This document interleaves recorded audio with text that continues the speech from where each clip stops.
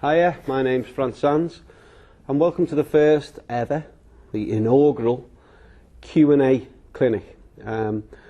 I some time ago wrote to a group of my students. When I say students, I mean a group of my customers who have become involved in one of my training systems, either the Boxing Training Foundation training system, which is my entry-level setup, or close range fight control system, which is 100% skills based on all about how to win fights at close range.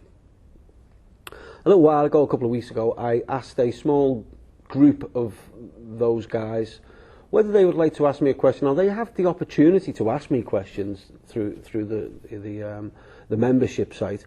However, I often feel that my responses, when I'm typing responses, I often don't get my point across as well as I could. So I felt that I could ask the questions, and that would I could do a video response, post it on YouTube, and both they can get the answers that they were looking for, and ideally people out there in the YouTube community who subscribe to my YouTube channel likewise will get something positive from this these Q&A clinics.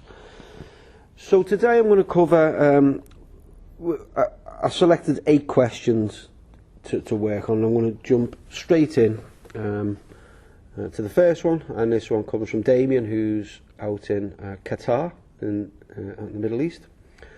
And Damien asks, in sparring I find it difficult to create openings for the liver shots. Any ideas for setups?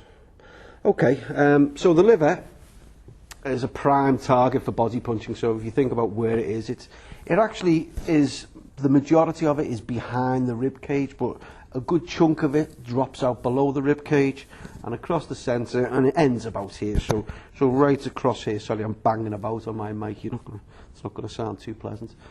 So there's where the target area is. It's down the right side, and as I say, the majority is behind the rib cage. Now, it's apt that Damien's looking to land in the liver. Anyone has ever been hit in the liver? It hurts like crazy. It's the most debilitating shot, and they tend to be the reason the majority of people who get caught down there struggle. So let's think about the two ranges. So let's think about long range, and let's think about close range. Well, at long range, if it's an orthodox versus orthodox, what you've got to remember is your opponent's liver is going to be sort of towards the back of the target. So in terms of long range targeting of the liver, there's not much you can do. You can drop and maybe throw a long range left hook, but you're not going to generate a lot of power from that distance. If you are boxing against someone with an opposing stance, so if you are an orthodox boxing a southpaw, or vice versa, if you're a southpaw boxing an orthodox, then get backhand happy, because if I'm in an orthodox position, my opponent is southpaw, their right side is going to be leading towards me, which means that my backhand, I can put a slight angle on it and target the rib cage, just below the rib cage. Never aim for the rib cage because it's quite a tough structure, so just below the rib cage. And at long range, so if you're boxing against a southpaw, or likewise southpaw against orthodox, that's what you can do. But the majority of us will meet orthodox boxers. So Damien, think about what we can do at mid to short range. Now, in close range fight control is a module about creating openings, and look at the video on dynamic punching. For those guys who aren't members of the close range fight control system, think about a couple of ways of creating a diversionary attack. So one thing you can do with the same hand, you can tap round the side, so that should bring the elbow back, and then whack an uppercut up the middle. So what you get is that type of movement. Okay. Likewise, you can double up to the body, and also target the opposite side of the opponent. So whack one in round the right hand side. That might bring the opening across, or the guard across, for you to fire in an attack down the left hand side. Down your left hand side into the opponent's right hand side. So there's a couple of ways. I hope that sort of helps out, Damien. I'm sure you'll let me know in the comments if not. Second question, this is from Alison in Cleveland, Ohio. What are some tips on how to stay calm and focused when sparring? My coach always tells me to slow down and I'll see things coming better. However, in the heat of the moment, I tend to think that if I stop punching, I'll get punched. Simple jabs between assaults? Question mark. Okay, Alison. Nice question. Expectations. Sparring, by its very nature, you're going to have good days and you're going to have bad days. Don't expect every spar to feel brilliant, to feel fantastic. Some days you're not up at your best performance. Other days you feel great, but your opponent or your sparring partner has the edge on the night. So set your expectations.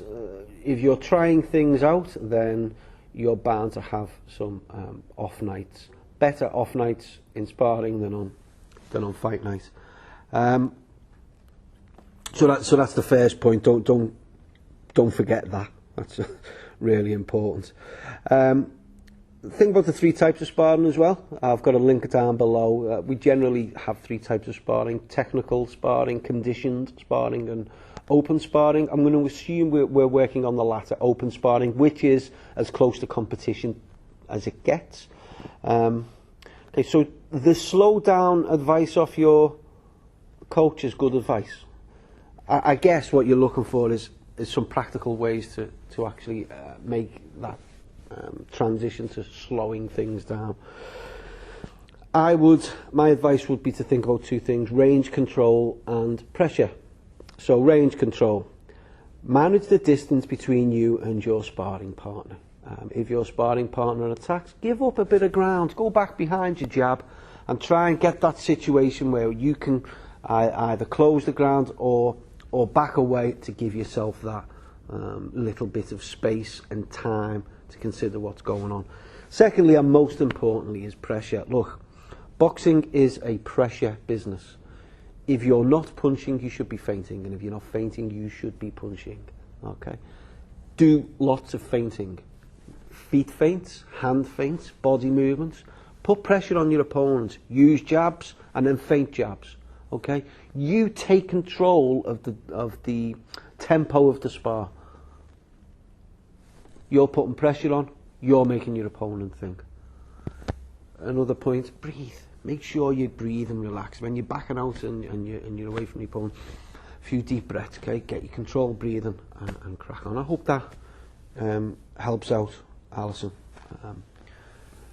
Another one from Damien and tactics for sparring drills advanced. I want to be very quick on that one, so I'll just give some advice there on sparring in general. Don't think specifically about sparring, okay? So do drills in the gym, on the bags, in sparring, and just get on with it and get it done. And then in the ring, you can try things out. You know, you can work on stuff about taller opponents, shorter opponents, opponents with an opposing stance, and all of that. I've put a link down below, 10 tactics for winners. So have a little look at that. And then, aside from the advice I've just give Alison, really, sparring should be treated as with any other activity. You drill stuff and you try it out and see what happens. Okay. Hi Fran. Sometimes I have trouble letting my hands go in 3 or 4 punches at a time and relaxing. So effectively struggling to put 3 or 4 punch combinations together. Okay, really simple. I put a link down below about simple boxing combinations. Break things up. Okay, don't think about 4 punches. Think about 2 punches, a lay back, and 2 punches. Okay, so what you've got is, for example, 1, 2, lay back, 3, 4. Okay, so it's a 4 punch combination. So, but if you punch in 1s and 2s and connect those 1s and 2s together with defences or blocks or parries or foot movements, then that will really help out. I put one, as I say, a link down below about simple boxing combinations. Have a look at that. Can you design a set of gym sessions that are focused towards a particular goal or objective to defeat a stronger boxer? Yeah, this is from Isaiah in New Mexico. Same advice as I gave to Damien a moment ago. Think about characterise an opponent, theme your rounds, make sure you make the bag come alive. Okay, give it a character, a personality, make it an aggressive opponent, make it a runner, make it, you know, whatever it may be. And then you can gear your themed session towards it. What I also like to do is trying to emulate a boxer, someone who I admire. I don't know, Roberto Duran, Marvin Hagler, modern day Vasyl Lomachenko, Golovkin, all of these guys. Try and put yourself in their place and try and do a session in character. And that's always a nice way to jazz things up a little bit. Alison, again from Cleveland, wondering how often I should be training. I box for fitness primarily. Trainer wants me to start sparring soon and have a 3-day boxing training camp in August. I currently have private lessons twice a week and do cardio. Boxing almost every other day. I used to run and swim laps for fitness. Now I've started boxing. It's all I want to do. One trainer told me I shouldn't be boxing every day. Okay, a fair point from one of your trainers. Look, here's my approach for a competitive team of boxers that I work out within this gym. Okay, I would expect at the level we're at 5 training events per week. Okay, 3 of those training events on a Monday, Wednesday, Friday, for example, would be a gym session. You control your gym session in a broad way. You know, warm up, drills, shadow boxing, heavy bag, skipping, jumping rope, ground work, and warm down, stretch off. 7 phases, just like boxing training foundation. That is a core training system, and that's what we do in a gym like this. We also mix it up with other strength and conditioning stuff. What is vital is road work, running. So on the other two nights, Tuesday and Thursday, make sure you get out and do some running, interval running, vary the speed, long runs, and you know, mix everything up. But running is absolutely vital for boxers, and that would do it. Don't get too carried away. On the weekend, rest, enjoy your rest, couple of nice walks, make sure your nutrition is right. Rest periods are just as important as training periods, and that would do it. You know, that's the kind of session I would advise. Hope that helps. This one's from Michael in California. Functional fitness or CrossFit type training for boxers would be great. So I'll try and have a look at something like that. Look, as I've just said, we do lots of strength and conditioning. If I could show you in the gym here, we have lots of kettlebells, various other dumbbells, and we have lots of mats. We do lots of groundwork, all kinds of varied stuff, not just hitting bags. So we really do mix things up. Do we have wall boards with people's times and targets and all of that stuff on? Well, no, we don't, because we just don't really get the time of running a big team of boxers. If we were working one-on-one, I'm sure we would.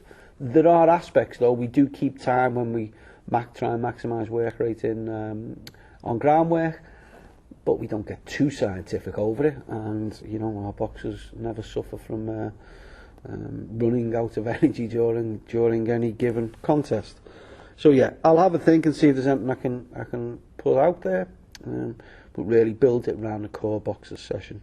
Final one, again, Alison had a bunch of questions, really good ones as well. I was wondering about trying to close the distance while throwing the old 1-2. Is it acceptable to step in with the right foot whilst throwing the straight right in that case? Okay, golden rule. You can move in any direction you want when you're throwing the lead hand. When you are throwing the backhand, I always like to see the feet static. Okay, anchor the feet to the ground, let the shot go, get power in. Okay, I will qualify now. If you are going to move in any direction throwing that backhand, I'd rather see you throw it on the retreat. So think Muhammad Ali. He used to do that quite a lot. So pushing away, throwing a backhand. You are going to lose power. It's not going to be a power shot. So it's going to be a bit more powerful than a jab, okay, because your feet aren't static, you're not anchored to the ground. So it's really a scoring shot. But generally speaking, look, I like to see the jab. Use your jab when you're mobile. Like you can be anywhere, move anywhere. But when you're letting that right hand go, hold the ground and smash the shot home from a static position, and then move, get out the way. Okay, so there's the inaugural Q&A over with. I hope those guys who asked the questions got something from the answers. As I say, let me know. I will be dropping you a note over the next few days. I'd be interested for those guys on YouTube, whether you like it as well. If you want to sign up, get lots of videos and reports and free boxing drills, sign up to my my website online. You sign up to the emails there. I can send you loads of stuff, and you can maybe get access to be able to answer some of these questions. I will be, for all of those guys who are other students of mine, I will be asking everyone, but what I want to do is ask in small groups, because I don't want you to ask a question and then by the time I get to film, because I've got a massive number of questions in, you've forgotten the question you asked me. What I'm doing is asking questions in small groups so that the lead time between you asking the question and me producing the video is as short as possible. Okay, there you go. Love to hear your thoughts. As I say, sign up, and I will see you soon. Cheers.